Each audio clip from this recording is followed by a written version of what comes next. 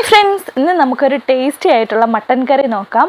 അപ്പോൾ എങ്ങനെയാണെന്ന് നോക്കാം. ആദ്യം കുക്കറിലേക്ക് കഴുകി വൃത്തിയാക്കിയ 500 ഗ്രാം മട്ടനാണ് എടുത്തിട്ടുള്ളത്. അതിലേക്ക് 1/4 ടീസ്പൂൺ മഞ്ഞൾപ്പൊടി, 1 ടീസ്പൂൺ മല്ലിപ്പൊടി,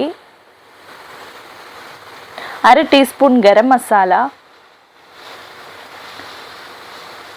1 ടീസ്പൂൺ കാശ്മീരി മുളക് പൊടി, 1.5 ഇട്ട് കൊടുക്കുന്നുണ്ട്. ഞാനിവിടെ കളറിനൊക്കെ വേണ്ടിയിട്ട് നല്ലത്, എരിയും കുറവായിരിക്കും. 1/2 ടീസ്പൂൺ കുരുമുളക് പൊടി, 1/2 ടീസ്പൂൺ ഉപ്പും, പിന്നെ കുറച്ച് ഒരു 2 അല്ലി വെളുത്തുള്ളിയും ഒരു ചെറിയ കഷ്ണം ഇഞ്ചിയും പൊടിയായിട്ട് അരിഞ്ഞതുകൂടെ ചേർത്ത് കൊടുക്കുന്നുണ്ട്. പിന്നെ അതിലേക്ക് 1/2 കപ്പ് വെള്ളം, മുങ്ങിക്കിടക്കാൻ പാകത്തിന് വെള്ളം ഒഴിച്ച് ഒരു നാരങ്ങയുടെ പകുതി നാരങ്ങ നീരും കൂടെ ചേർത്ത് കൊടുക്കുന്നുണ്ട്. എന്നിട്ട് ഇതെല്ലാം നല്ലപോലെ മിക്സ് ചെയ്തിട്ട് നല്ലപോലെ മസാലയൊക്കെ മട്ടൻ്റെ എല്ലാ ഭാഗത്തും പിടിക്കുന്ന വിധത്തിൽ നല്ലപോലെ മിക്സ് ചെയ്തതിന് ശേഷം മുങ്ങിക്കിടക്കാൻ പാകത്തിന് 1/2 കപ്പ് വെള്ളം ഒഴിച്ച് കുക്കറിൽ 4 വിസിലടിച്ച് മാറ്റി വെച്ചേക്കണം. അപ്പോൾ അതിൻ്റെ ആവിയൊക്കെ പോകുന്ന സമയം കൊണ്ട് നമുക്കിതിൻ്റെ സവാള വഴറ്റിയെടുക്കുക. ആദ്യം ഒരു കടായി എടുത്തിട്ട് അതിലേക്ക് 2 ടേബിൾ സ്പൂൺ വെളിച്ചെണ്ണ ഒഴിച്ച് വെളിച്ചെണ്ണ ഒന്ന് ചൂടായി വരുമ്പോഴത്തേന് അതിലേക്ക് ഒരു 50 ഗ്രാം ചെറിയ ഉള്ളിയാണ് റൗണ്ടിന് കട്ട് ചെയ്തതായി ഇട്ട് കൊടുക്കുന്നത്. അതിലേക്ക് ഒരു സവാള നീളത്തിലരിഞ്ഞതും കുറച്ച് ഉപ്പും കൂടെ ചേർത്തിട്ട് നല്ലപോലെ വഴറ്റിയെടുക്കണം.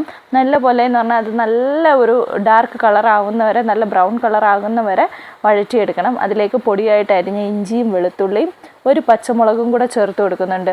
2 അല്ലി വെളുത്തുള്ളിയും ഒരു ചെറിയ കഷ്ണം ഇഞ്ചിയും കൂടെ ചേർത്ത് കൊടുക്കുന്നുണ്ട്. അത് നല്ല ബ്രൗൺ കളറായ ശേഷം അതിലേക്ക് 1 ടേബിൾ സ്പൂൺ മുളക് പൊടി, 1 ടേബിൾ സ്പൂൺ മല്ലിപ്പൊടി, 1/2 ടീസ്പൂൺ ഗരം മസാല, 1/2 ടീസ്പൂൺ കുരുമുളക് പൊടിയും കൂടെ ചേർത്തിട്ട് അതിൻ്റെ പച്ചമണം മാറുന്ന വരെ ഒന്ന് വഴറ്റിയ ശേഷം ഒരു മീഡിയം സൈസ് തക്കാളി പഴുത്തതും കൂടെ ചെറുതായിട്ട് അരിഞ്ഞതുകൂടെ ചേർത്ത് കൊടുക്കുന്നുണ്ട്. അതിന് ശേഷം നമ്മുടെ കുക്കറിൽ വിസിലടിച്ച് വെച്ചേക്കുന്ന മട്ടൻ എല്ലാം ചേർത്ത് കൊടുക്കുന്നുണ്ട്. ഇതിൽ ഇപ്പോൾ മുങ്ങിക്കിടക്കാൻ പാകത്തിന് വെള്ളം എടുത്തുകൊണ്ട് ആവശ്യത്തിനുള്ള വെള്ളമുണ്ട്. അതല്ല നിങ്ങൾക്ക് കുറവാണെങ്കിൽ കുറച്ച് ചൂടുവെള്ളം ആഡ് ചെയ്യണേ. പിന്നെ ഈ ഒരു സമയത്ത് ഞാൻ കുറച്ചുകൂടെ കുരുമുളക് പൊടിയും കുറച്ച് കറിവേപ്പിലയും ചേർത്ത് കൊടുക്കുന്നുണ്ട്.